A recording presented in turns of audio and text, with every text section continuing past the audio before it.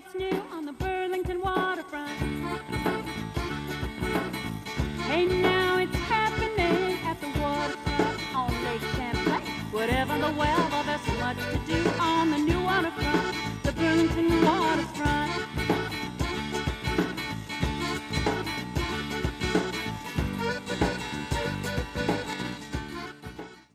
Good evening. My name's Melinda Moulton, and I'm your host for On the Waterfront. And tonight my guest is Peter Gilbert, who's the Executive Director of the Vermont Humanities Council. Peter, thank you for being here with me tonight. It's a pleasure. Thank you for inviting me. I'm really glad you came up from Montpelier. Let me tell our viewers a little bit about you. Okay. You are the Executive Director of the Humanities Council since 2002, Right. and you were also Robert Frost's Executor since 1992. You were previously Senior Assistant to Dartmouth College President James O. Friedman. You were litigator at a Boston law firm of Hale and Dorr, and a faculty member at Phillips Academy in Andover, Mass. You are a frequent commentator on Vermont Public Radio and the author of I Was Thinking, Travels in the World of Ideas. In May 2014, you received the Honorary Doctorate of Humane Letters from St. Michael's College. Very illustrious. Thank you. You were also you've also hiked the Grand Canyon as of just this last week. That's true. And you love extreme environments. Yeah.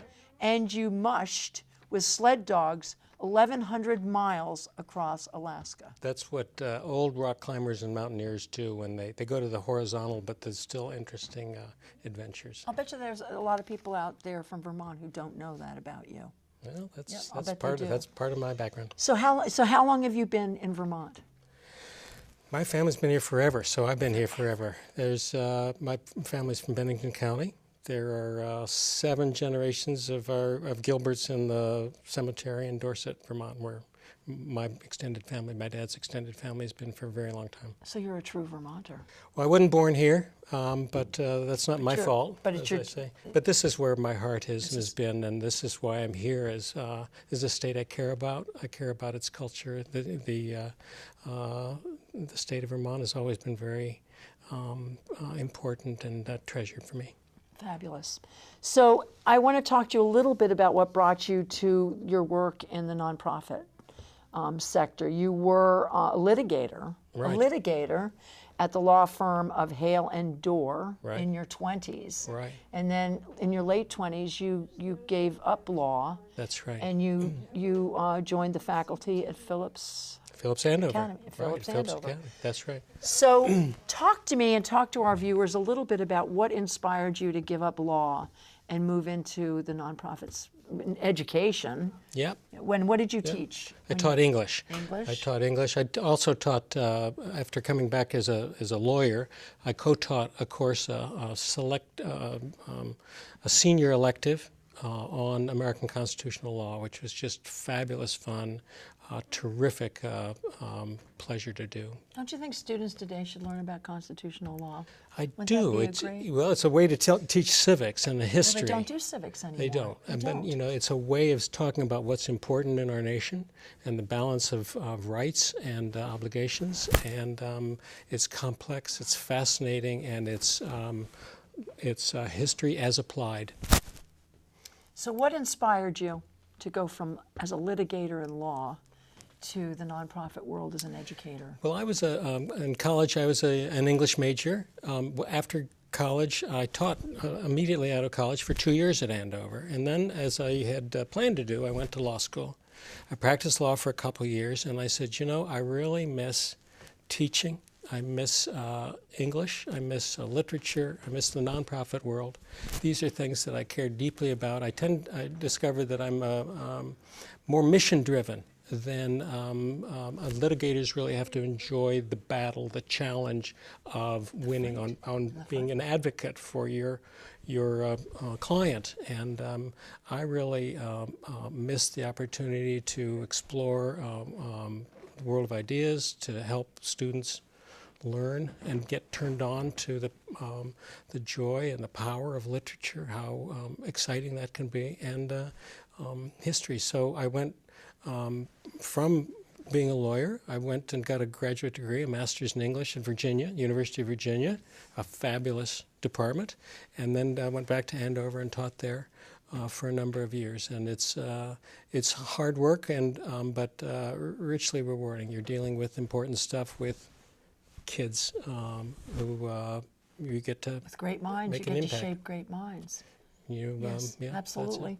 So let's talk a little bit about what brought you to the Vermont Humanities Council. Well, it was a way of combining. Combining a couple interests. One is being a teacher or an educator. Two is being an advocate. Litigators stand up, they make their case, they try to be persuasive, and I enjoy writing, and that's what the other thing that litigators do. And so this position is one that I'm not in the classroom anymore, but I still am involved in education, lifelong learning, and bringing the world of ideas, of the excitement of the humanities, literature, history, and other areas to Vermonters of all ages and backgrounds, and that's just a wonderful privilege and challenge. A wonderful fit. And Victor Svensson was the executive director before you for many, many years. He was the founding director. He was the founding director. Founding director. Yeah, I'm only the second one. How about that? In 40 years. Yeah. In 40 years. That's amazing. Let's talk a little bit with our viewers about what the humanities is, because I think that's a big word for people. It's hard for them to get their head around it. It's not necessarily history, it's the humanities. Right.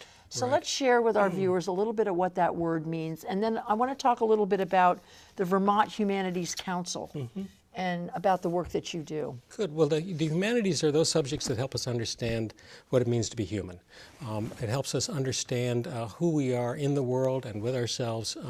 It's things like history and literature, philosophy, ethics, comparative religion, not the practice of religion, but the understanding of it. And certainly today in the world we recognize how important it is to understand other religions, and that other religions are not all of one kind. Not all Muslims are one kind of Muslim, any more than one kind of, all Christians are the same. It's just not the case.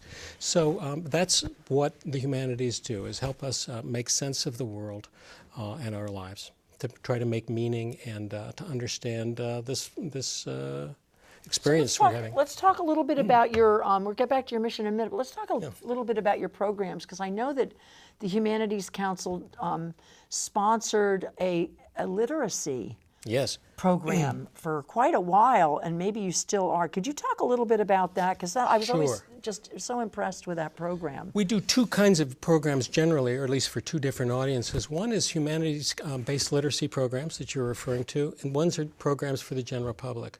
The literacy programs are focused in a number of specific areas. One is to make sure that the child care providers in Vermont who care for our most precious thing. You know, what's more precious than a child? At their very youngest, their most formative period for cognitive development, for brain development, that those people who are care for them know how important it is to read with children, how best to do it, how important it is to talk with children and interact with them, so that they can be ready for school when that time comes. So you're teaching child care providers. Yes. So that's the youngest. We don't teach children directly. We have an exponential effect by working with the child care providers and parents. We run programs for middle school kids during the summer, week-long day camps that are just fabulous. Where do you do those? Tell me about those camps. We do about 10 humanities camps every summer. Middle schools apply, and they're theme-based, and I'd love to be able to run more than 10, but 10 or 12, but it's resource-driven. And these are programs that turn on 6th, 7th, 8th grade kids to school. For some of them, it's the first time they've ever realized that learning is fun, that they can enjoy reading, that they have some good ideas that they can share with others, and take satisfaction from that. So it's that one of those moments in their lives where you can maybe get them to look at themselves in a new way to say, maybe I'm college material. Maybe I should think about what I want to do after high school. Maybe I can be a better student. I look at myself in a new way. That can be very, very powerful for a lot of kids. We do adult basic education programs, and we do a lot of programs in Vermont's correctional system, in Vermont's prisons, and that's just hugely important to me and to the organization. Tell me about those programs. Well, I was up in Newport yesterday with my colleague who runs the literacy programs. They were doing these are men there that we talked with. At the Newport Correctional Facility. At the Newport facility. Okay. And they were doing some reading. We provide some resources to them, and they were reading our statewide book for next year. It's about Ernest Shackleton's expedition to the Antarctic. Ernest Shackleton, fascinating. It's an incredibly exciting story. So you go into the correctional center and you give them it's almost like a book group. Correct. Okay. Correct. And then they study it and read it. They study, they do a variety of activities with it, and even as we do statewide. This next year in 2016, thousands of people will be reading that book. It's going to be the 100th anniversary of the climactic conclusion to that unbelievably thrilling expedition. 100 years ago, 1916, 2016. And so these men read that. They read some other, we'll call it adventure writing. And I talked about, they asked me to come speak about mushing across Alaska. After 1,100 miles of mushing with sled dogs. No whip, but... no whip. No well, whip. no, yeah. All right, no whip, of course not. Across Alaska, 1,100 Alaska. miles. Right. Did you do that by yourself? No, I did it with an old climbing buddy from Vermont. An old climbing buddy. Yeah, and he was a physician in Alaska, and How long we did did it take that. you? It took us 5.5 weeks. We were heavily loaded. We had to carry all our gear with us, and it was a chance to talk to these guys about it, to talk about that experience. Share that with the folks at the with Newport them. Correctional Center. And from then, it was quite remarkable. One fellow in the back row raises his hands towards the end and getting a conversation, and he says, "Are you worried about that our country may be facing a generational problem when we have the next generation is not readers, that they're not used to having delayed gratification needed to say read a whole book, that they're used to instant information, and that there's that the humanities are under threat?" And I was just stunned. I thought, what a fantastic, thoughtful question. And I asked him what he thought, and then another fellow said, reading literature helps us get along with people better. He said, when you're talking to somebody, you're talking to them, you're reading their face and their body language while you talk, and you adjust what you're saying to them while you talk. And the other guy says, yeah, and when you do that on the web, you can't do that if you're exchanging through the web this way. And he said that's what makes us understand people better, is have empathy for other people. So what was your answer? I want to know what your answer was to this man. Well, it's one of the great challenges. I think it is a real challenge. I'm not pessimistic, but I think it says what the Vermont Humanities Council does is important. That's the way you convey the values, and it helps develop both a humane society and thoughtful, interesting, committed individuals, engaged individuals. Yeah. So that's the challenge that we have in a time that everything is pointed towards either science, technology, engineering, mathematics, or towards the kind of the glitter of popular mass media kinds of things. So they're big challenges, but the way you do it is with honey. You show people how much fun it is to read, how compelling reading, watching a fine film, learning can be. Now, you have a literacy program for adults too, do you not? Yes, for people indeed. who don't, because there actually are people in Vermont folks who never learned to read. Never learned to read, or are very, very fragile readers. Several of the men that I was talking with yesterday are I would put in that category. They're slow readers. They kind of don't have a lot of confidence as readers. And of course that makes it harder Because this Shackleton book probably was somewhat it's challenging. That's right. That's right for them. And some of them, they read it aloud. They talked about it. They're fabulous photographs. And they talked about myriad issues that the book raises up. Leadership. Shackleton was a exemplar of inspired leadership. Solving problems, being tenacious. Endurance, which is the name of the perseverance. Book, right? Endurance. Exactly, that's it. That's the name of the book, That's right? it. Yeah. So your adult literacy, I've always been fascinated by that. So you go out into the communities and you help to educate people to read? Is that part of a program, or did you? We do that. We work with basically the state system. Volunteers? Well, it's more with the state system of adult education and literacy.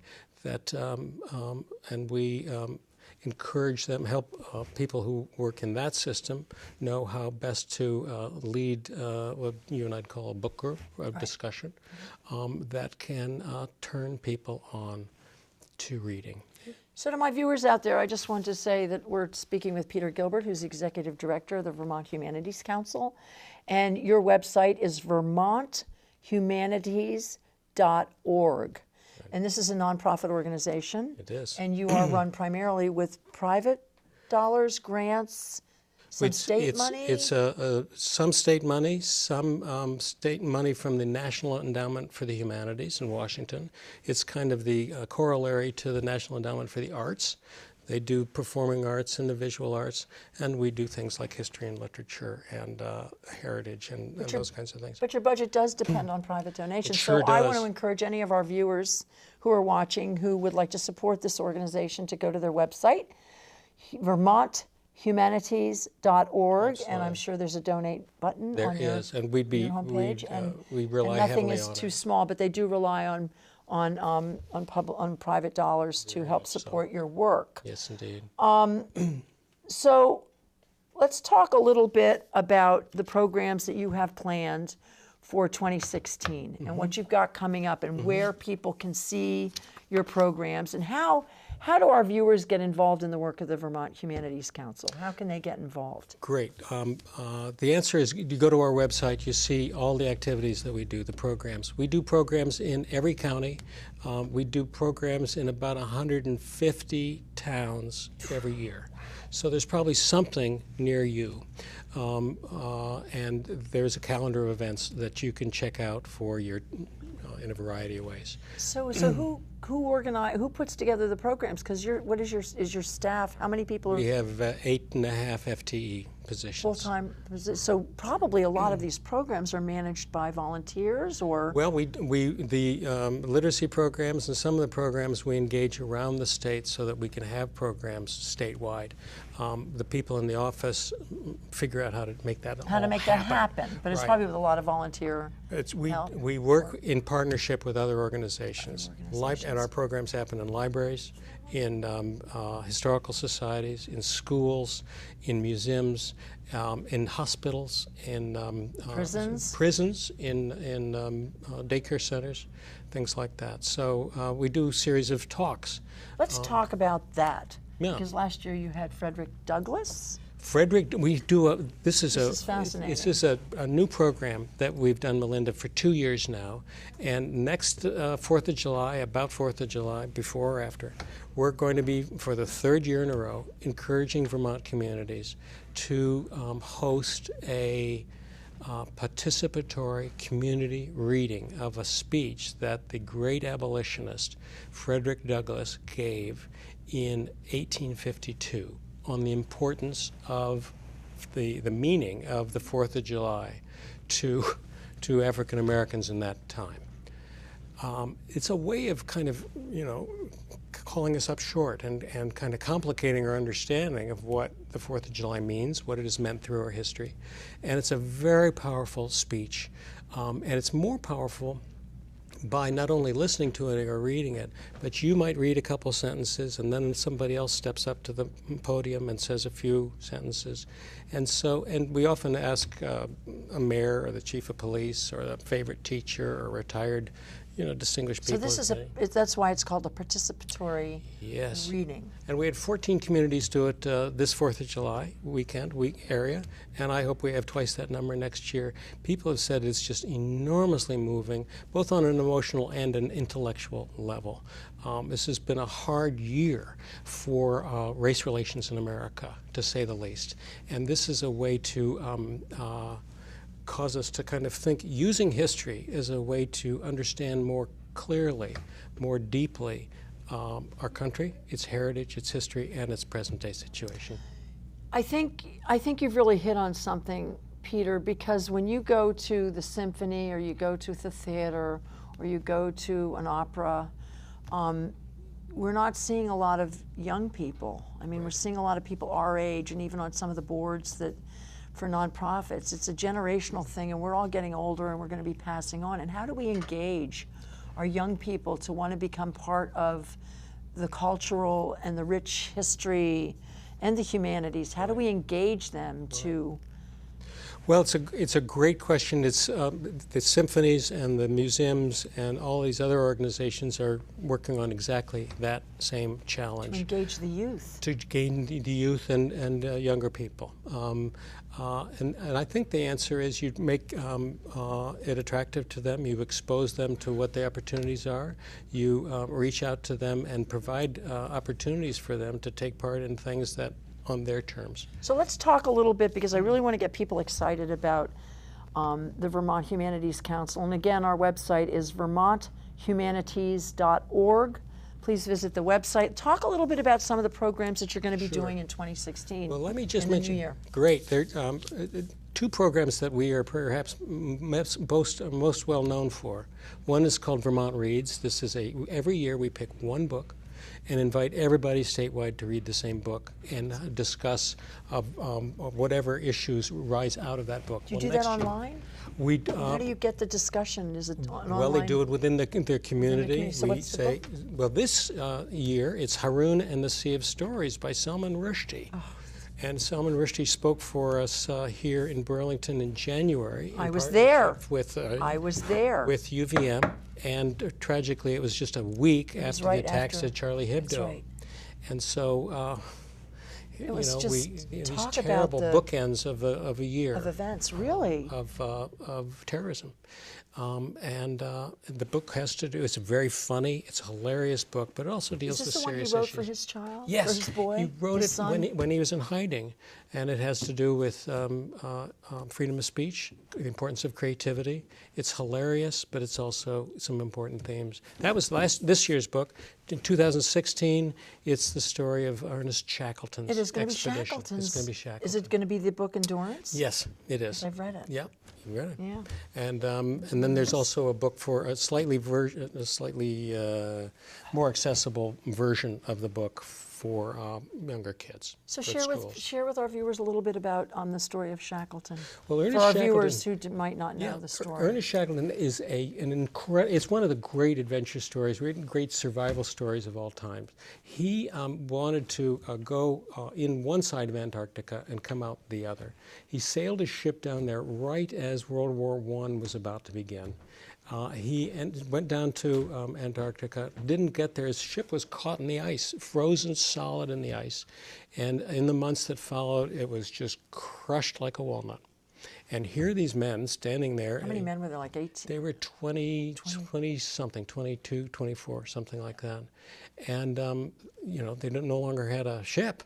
So they had to find the way to save themselves, and it's an incredible how it could possibly happen. And and not one person died. Not one person man died. So it's a thrilling story. It's a story that will, I hope, inspire both adults who know the story, adults who don't, kids. It's just an incredible story. I just saw the movie Heart of the Sea, which is the story of the Essex, and it's now out in the movie. I actually got the book and was reading the book, and then the movie came out, and the story of the Essex out of Nantucket, and what inspired Moby Dick, the story by Melville. It was a fascinating movie. Again, one of these classics. It's a terrific story of endurance of human. So these are great themes: leadership, perseverance, tenacity, vision, courage, and also gives communities an opportunity to say, I wonder what's happening to the ice now down in Antarctica and in Arctic and in the glaciers around the world. And so if students and adults want to explore that, they can do that. So to get involved in the reading of The Endurance, the story of Shackleton. Just go to our website. Go to your website. And we'll be thrilled to help you take part in that. That's We'll provide fascinating. free books and some great assistance in a variety of ways. There's another program we do is called First Wednesdays. And that's because these First Wednesdays. It's a series of monthly lectures or talks that are free and fabulous. They happen on the first Wednesday of every month. In different places. In 9 Starting places. in October. Starting in October. Starting in October through May. Okay, so 9 they're happening places now. simultaneously. The next one will be the first Wednesday in January. And if you're within reasonable driving distance of any of these 9 communities, Lower Wright, Brattleboro, Norwich, St. Johnsbury, Newport, Essex Junction, Middlebury, Rutland, Manchester, and in the middle, Montpelier. Wow. Check them out. They're free and they're fabulous. It's a heck of a good lineup. And so tell me what tell me what the lecture is going to be in January for our viewers. Well, it's great. There's going to be one's going to be on Van Gogh. One's going to be on Langston Hughes. One will be about the challenges of the West confronting the former Soviet Union and other international pressures. There'll be. Are you bringing in national lecturers or Yes. mostly Vermonters? Yes, some of each. Some of each. And they're just a great lineup of people. There'll be a talk about Shakespeare, about because this is actually the 400th anniversary of Shakespeare's death. And Middlebury College is going to be hosting a first folio edition, which is traveling around the country. So it's a celebration of Shakespeare. So it's a whole variety of things that it's a variety pack, and maybe you're not interested in this one near you, but you'll find The first Wednesday of every month. So you need to go visit the website vermonthumanities.org, right, and look at what's happening this next year. We just started a program. We mentioned reading and discussion groups. We started one last year. Fortunately, we're going to be able to continue it next year. Discussion groups for veterans only. And they have been spectacularly exciting. They've happened in South Burlington, they've happened in Northfield, and they happened at the VA Center in White River Junction. And the head of the Women's Center in the VA called us up and said, I've always wanted to do a reading discussion program for just women veterans. Can I do that? And we said, do you think you can find enough women? She said, I think so. We said, go to it.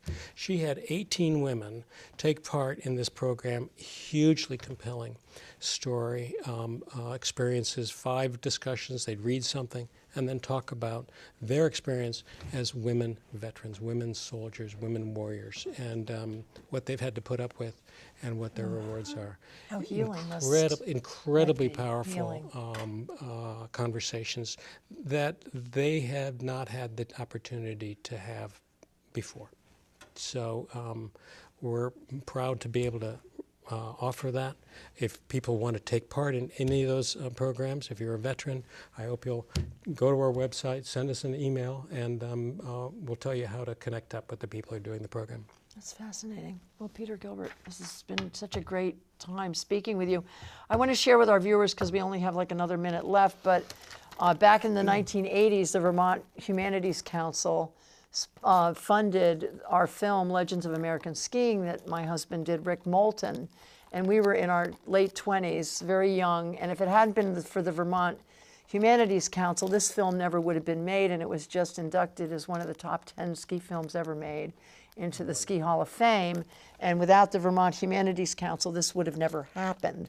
So I wanted to give a shout out to your organization. And I know you don't fund films anymore, but the work that you do, especially in this challenging, changing world that I know all of us, our heads are spinning, trying to get our heads around it, to be able to be a part of the work that you do to bring some sanity and reasonableness to our world is really critical. Thank you. So I want to thank you, and I want to thank your board and all your volunteers and your staff. And again, I want to encourage our viewers to go to vermonthumanities.org and learn about the Vermont Humanities Council. And also, if you can, please make a donation to support the great work that this organization is doing. So to all of you, and to you, Peter, I wish you a happy holiday. Thank you. And You I as will well. see you all next month. Thank you. Pleasure. Good night.